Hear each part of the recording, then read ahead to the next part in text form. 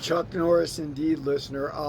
Yeah, Chuck Norris was an Air Force soldier, right, or whatever they call them, airmen, and he went over to Asia and he learned a martial art and he took it home, and that happened with a lot of military personnel in that went over to Asia during that time. And Chuck Norris happened to be a Tong Sudo stylist. Means China hand weight, but it is a Korean martial art. It is Taekwondo's direct predecessor, right? And Tong Sudo was my style for much of my time growing up. And I think when we start with a certain style, it shapes us for life, whether we like it or not. That's what our base is going to be.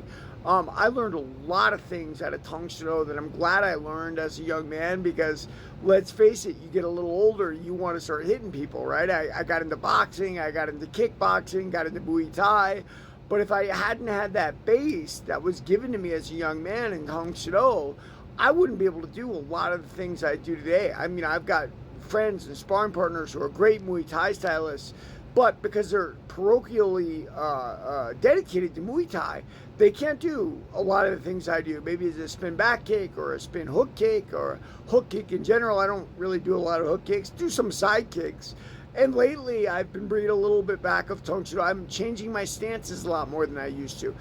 But why is that happening? It's happening because I spar light now. So I'm not afraid to experiment with other things. When you're sparring real deal, like you don't switch. Why do boxers not tend to be switch hitters in fights? It's because they have to train that one side so hard. Training another side, you feel like you're losing something the entire time. Now there's phenoms like Terrence Crawford who do both, right? And I guess the theory is if you spend enough time boxing, you should be able to switch it to, you'll have techniques that work on one side better than work on the other side. But yeah, Chuck Norris's superstardom in the movies leads one to think like Tong Sudo would be more popular. Shaquille O'Neal studied Tong Sudo too.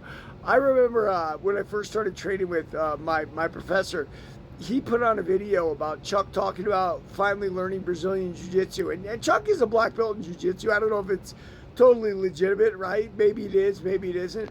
But Chuck talked about the superiority of Jiu-Jitsu. Well, certainly as grappling art, it's superior. Tong Sudo has virtually no grappling, or very limited, if you will.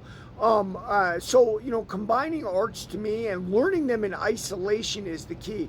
I boxed for a long time where I focused just on my hands and boxing and head movement, which I never really got down. And then I kickboxed for a long time, and I even did Muay Thai in isolation for a while. I think doing things in isolation is what really helps you perfect them. The problem with today's MMA fighters, especially a lot of guys, they learn jiu-jitsu really well in isolation, which, don't get me wrong, I think it's perhaps the most important part of MMA, although we're seeing that Alex Pereira in Israel Adesanya are taking that away from them.